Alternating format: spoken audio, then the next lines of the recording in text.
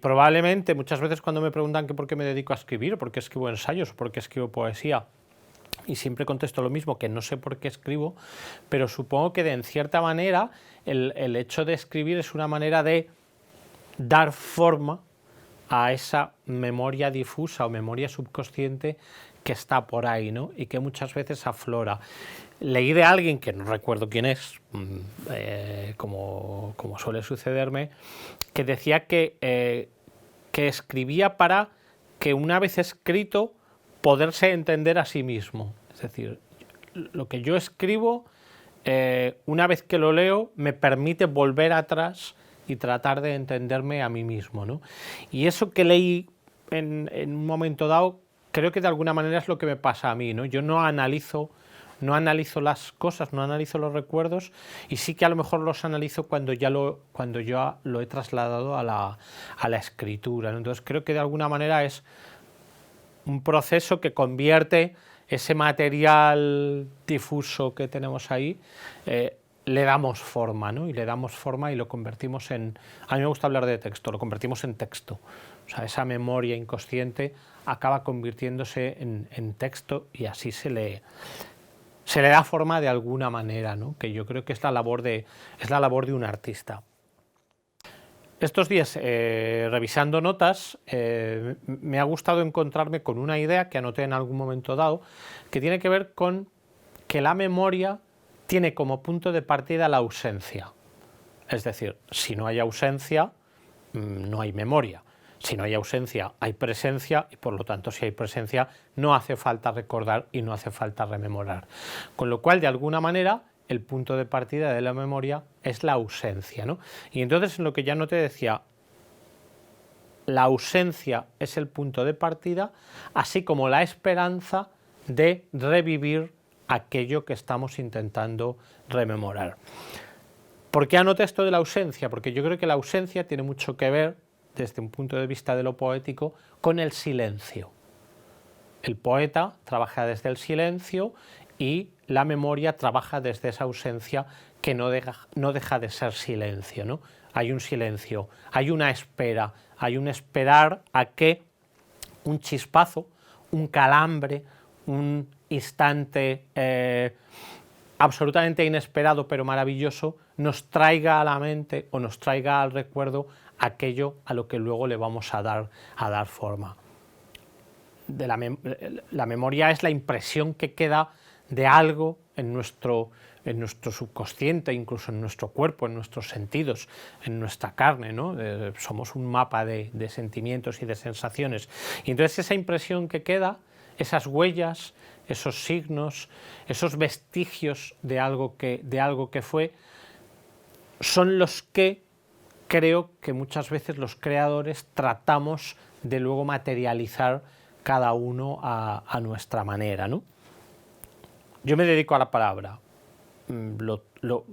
eso lo transformo en una materia volátil pero consistente, que es la palabra. Tú lo convertirás en imagen, lo convertirás en luz. Yo creo que hay una similitud entre trabajos como el tuyo, o trabajos como el mío, trabajos como los vuestros o los de los poetas, y es esa idea también de que de escribir con luz. Yo creo que también quienes os dedicáis a la imagen, también los poetas, veremos, nos dedicamos a la imagen, escribís con luz. Hay una escritura luminosa, y la poesía en buena medida procede de un instante de iluminación que es el que permite convertir lo que sea en una materia legible, audible, interpretable, pero sobre todo que se pueda sentir. Y entonces todo eso que rememoramos, todo eso que viene, todo eso que había, la memoria, los recuerdos, los podemos convertir en texto a partir de ese trabajo de reelaboración de un instante de luz maravilloso que podemos convertir en algo más real, ¿no? De alguna manera somos un poco alquimistas. La alquimia está basada en dejar hacer a la naturaleza, en dejar hacer al fuego, en reconvertir la materia en algo, ¿no?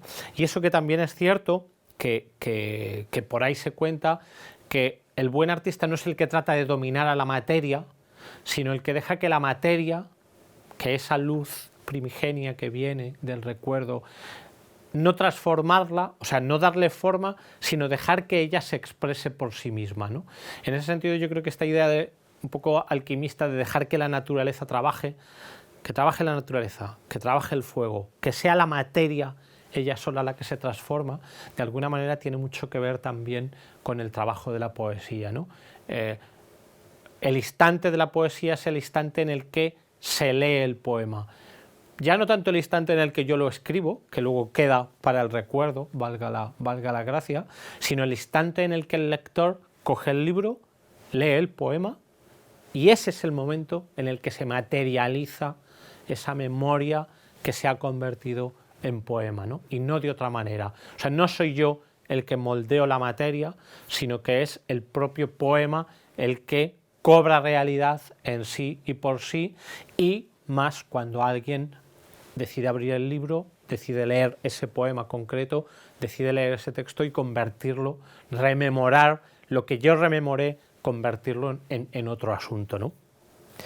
Aquí yo creo que también entra algo que también es importante, ¿no? Y es que hay emisores y hay receptores. Yo escribo el poema pero alguien lo va a leer, tú vas a grabar unas imágenes pero alguien las va a ver, con lo cual ya hay un doble discurso, hay un doble relato. Es decir, el hecho de que tú elijas para tu proyecto las palabras de determinadas personas, como en este caso yo, ya están hablando de ti pero también están hablando de mí, por lo tanto ahí hay un doble texto, está mi texto, pero también está el tuyo, ¿no?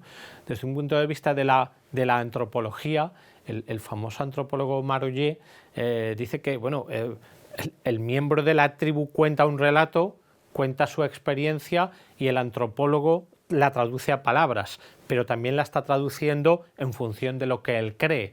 Con lo cual luego incluso lo que nosotros leemos es el texto de la tribu, el texto del chamán, filtrado por el antropólogo y leído por nosotros. Ahí incluso habría como una especie de triple momento de rememoraciones, ¿no? Y eso me parece bastante interesante.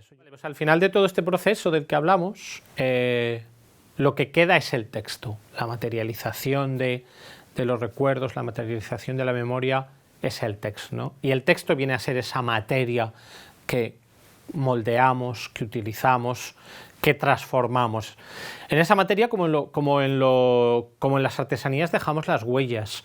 El artesano que trabaja con la tierra, que trabaja con el barro, imprime sus huellas en el barro, de alguna manera. Siempre queda la impronta de lo que se hace, ¿no? Se cuenta que la artesanía no es la seriación de una pieza, sino que cada pieza es independiente de la que a continuación se va a hacer y de la que se ha hecho antes. Y son independientes porque nunca se pueden repetir de la misma manera, porque la mano, el gesto de la mano del artesano, la huella de la mano siempre queda ahí. Un poema nunca es igual que el anterior, el que le precede en el libro o que el que va detrás de él en el libro. Cada vez que escribimos un poema hay algo de huella, ¿no?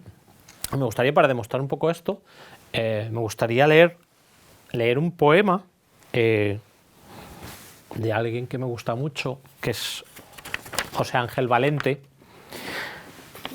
y tiene un poema de una parte de uno de sus libros que tiene que ver con la memoria, y este poema se titula El signo, y dice así: en este objeto breve a que dio forma el hombre, un cuenco de barro cocido al sol, donde la duración de la materia anónima se hace señal o signo, la sucesión compacta frágil forma, tiempo o supervivencia. Se extiende la mirada lentamente, rodea la delgadez de la invención, lo que puso la mano en esta poca tierra tosca y viva. Aquí, en este objeto en el que la pupila se demora y vuelve y busca el eje de la proporción, reside por un instante nuestro ser, y desde allí otra vida dilata su verdad, y otra pupila y otro sueño encuentran su más simple respuesta. Aquí lo estamos viendo la materia, estamos viendo la tierra, estamos viendo el fuego, el cocerse al sol, el signo frágil de la forma, la supervivencia, la mirada del otro, la mano posada en esa materia, el rememorar, el dilatar una verdad y el hacer que otra pupila, que otro sueño sean quienes vean esto, ¿no? De alguna manera, lo que refleja este poema es precisamente ese instante de valente poeta, refleja en su poema lo que el artesano está imprimiendo, la huella que está imprimiendo a ese pequeño cuenco de barro que ha hecho. Este proyecto está centrado en el jabón y hemos visto las piezas de jabón. Las piezas de jabón mantienen la huella de la madera en la que se ha encajonado la pieza, mantienen la huella del plástico, mantienen la huella del corte. Queda impresa la huella.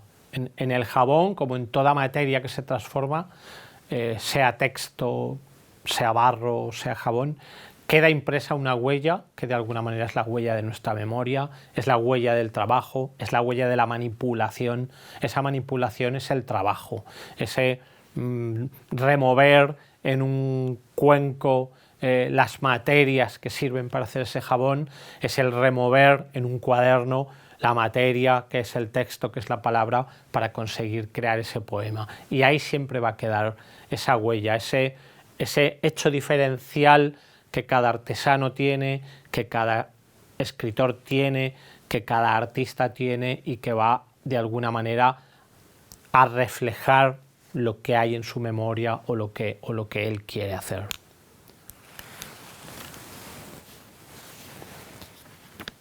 De aquí pasaríamos a un asunto que es la imagen, porque de alguna manera este proyecto tiene que ver con la imagen.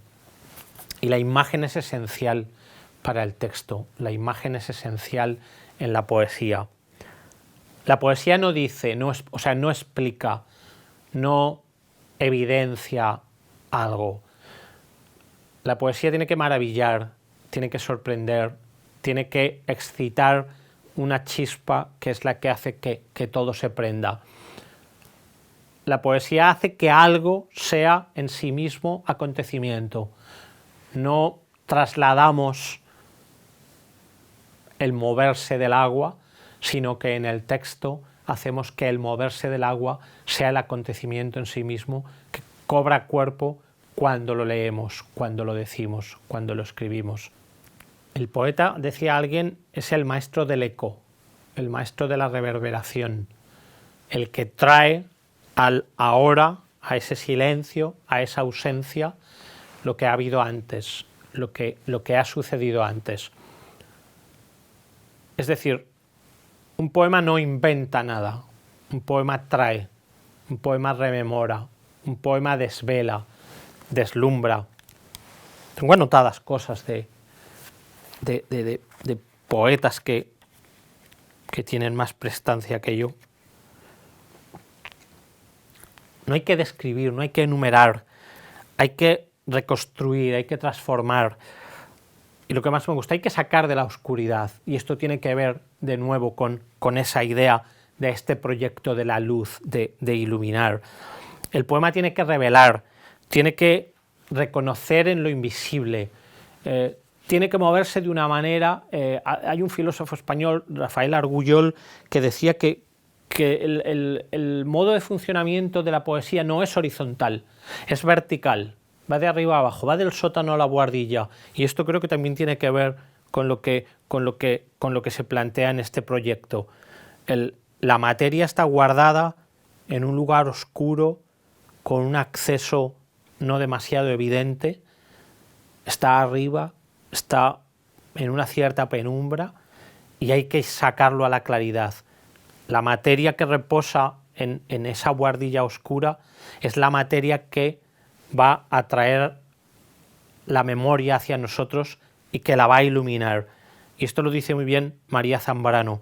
Hay un momento que dice: mediación para que una palabra se cumpla, claridad precisa para que lo que no está más que diseñado en la niebla se fije y precise, adquiera número, peso y medida, es decir, para que se convierta en materia real, la materia de la memoria como la materia de los sueños, desde el extrañamiento, desde la extrañeza, desde la maravilla, desde el temblor, desde el chispazo, se va a convertir en esa materia luminosa, en esa materia iluminada.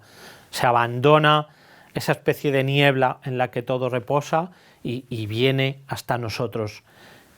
Tanto Gamoneda, Antonio Gamoneda, que es otro de mis poetas favoritos, como José Ángel Valente, de quien he leído el poema Signo, da la casualidad de que en un momento dado en sus poemarios utilizan una cita de Lezama Lima que dice: la luz es el primer animal visible de lo invisible.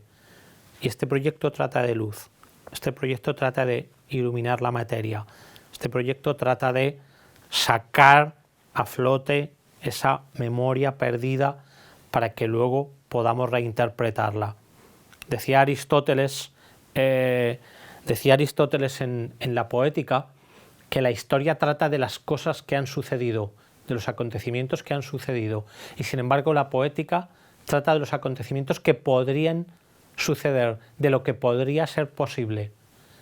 Intuyo que este proyecto no solo nos cuenta qué es lo que fue, no solo nos cuenta la historia de lo que fue, sino que también de alguna manera nos va a contar las posibilidades que se abren a partir de este relato, de este texto de luz que aquí haces, que es el que nos vas a transmitir a nosotros para que reinterpretemos ese recuerdo tuyo y esa memoria.